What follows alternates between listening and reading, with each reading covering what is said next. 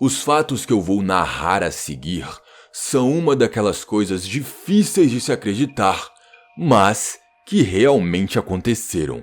Nenhum historiador duvida disso e existem muitos registros. No ano de 1518, numa rua de Estrasburgo, pequena cidade da França, uma mulher chamada Frau Trófia começa a dançar. Sem nenhum motivo, de repente, sem música, ela simplesmente e de súbito começa a sapatear freneticamente. E de alguma forma, a loucura de Frau contagiou outras pessoas que começaram a dançar também. Dentro de uma semana, um grupo de mais de 30 pessoas estava dançando dia e noite naquela rua. E depois de um mês, mais de 400 pessoas mantinham aquela baderna sem parar. Mas existe um porém. Não pense que essas pessoas estavam fazendo festa e se divertindo. Elas se juntavam à dança involuntariamente. Algumas gritavam por ajuda, dançavam e sapateavam por tanto tempo que os pés sangravam. E claro, algumas pessoas dançaram por tantos dias seguidos que acabaram morrendo de exaustão ou ataque cardíaco. Senhoras e senhores, eu sou o Dead Jack e espero que esteja tudo bem com cada um de vocês.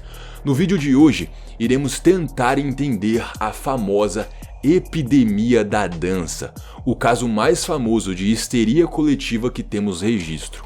Como começou? O que aconteceu? Como terminou?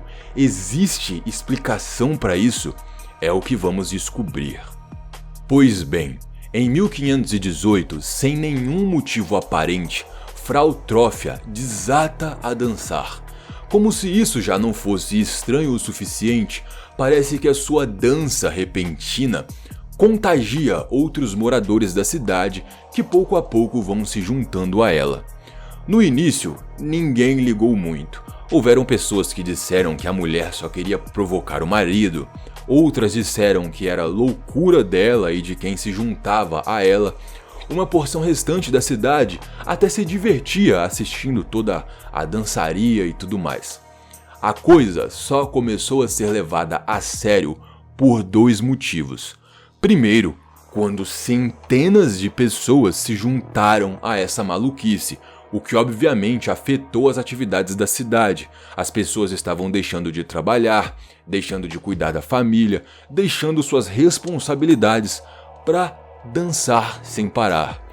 E segundo, claro, quando essas pessoas começaram a se machucar e morrer, a própria Frau foi uma das primeiras a irem para a cova, após 6 dias dançando sem parar. Ela dormia por algumas horas e já acordava dançando. Isso de fato parece até cômico, mas na verdade foi bem macabro.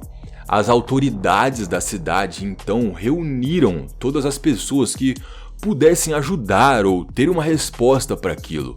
Médicos, sacerdote de igreja, até astrólogos. Mas todas as possibilidades foram descartadas, aquilo era muito estranho, muito incomum. A conclusão de todos, então, foi de que aquilo se tratava de alguma doença natural e o melhor era deixar que as pessoas se curassem sozinhas. Sabe aquela coisa de tá passando mal, deixa que uma hora passa? Foi exatamente isso. Porém, decidiram também que um lugar seria preparado para quem estivesse contaminado pela dança. Um salão foi reservado, lá construíram um palco improvisado e contrataram músicos para tocar dia e noite.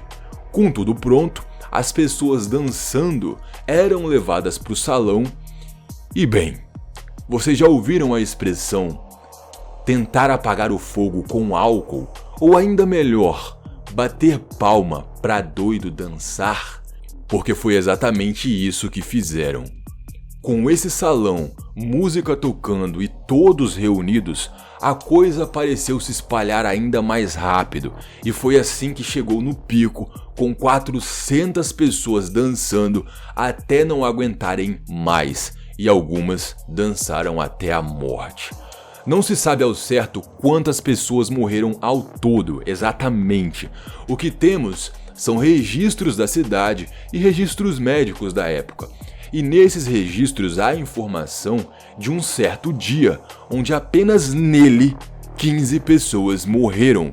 E por fim, a epidemia da dança terminou da mesma forma que começou. De repente as pessoas perderam o interesse em dançar. Depois de mais ou menos um mês inteiro nessa loucura, num certo dia, pouco a pouco, todos foram parando até o salão estar vazio. O acontecimento virou história. Hoje em dia sabemos que o que aconteceu nessa cidade foi um episódio de histeria coletiva.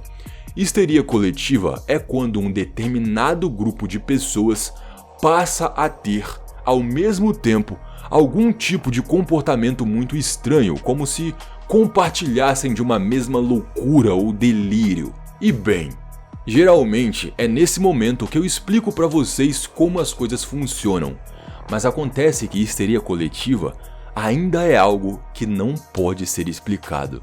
A ciência ainda não tem as respostas de por que alguém surta do nada, passa a acreditar em algo surreal ou a fazer coisas sem sentido, ao mesmo tempo que também contagia pessoas com esse mesmo surto.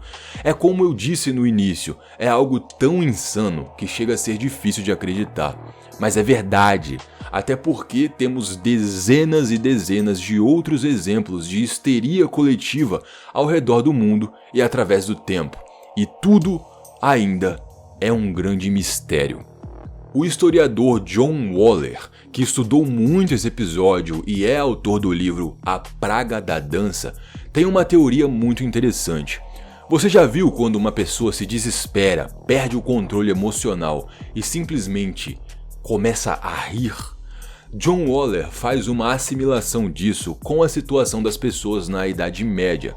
Como vocês já sabem, era uma vida muito desgraçada, um inverno impiedoso, fome, seca, guerra, doenças. A vida das pessoas era horrível e talvez, em vez de gargalharem de desespero, as pessoas começaram a dançar. É uma teoria interessante, mas sinceramente eu não acredito nela, até porque ela não responderia às histerias coletivas que temos nos dias atuais, por exemplo. Epidemia de risos numa escola, pessoas de um bairro acreditando estarem doentes, sendo que os médicos diagnosticavam que tudo estava normal. Ou até mesmo o caso das bruxas de Salem, onde todo mundo começou a se acusar de bruxaria. Histeria coletiva é realmente um mistério. Mas uma coisa a qual podemos ter certeza com toda essa história é de que o nosso cérebro é capaz de coisas que ainda nem podemos imaginar ou compreender. E se você gostou desse vídeo, fica em alerta aí porque eu preparei um segundo vídeo bônus com esse tema. É bem curtinho, sobre mais uma histeria coletiva, onde toda a família de um homem o confundiu com o próprio diabo. Eu vou deixar aí na tela final assim que eu postar. Apoiadores, muito obrigado a cada um de vocês pela ajuda. Fica aqui a minha gratidão de sempre e aquele abraço especial pro Robert Lopes e a Márcia Yates, os nossos vilões. Até o próximo vídeo. Fui!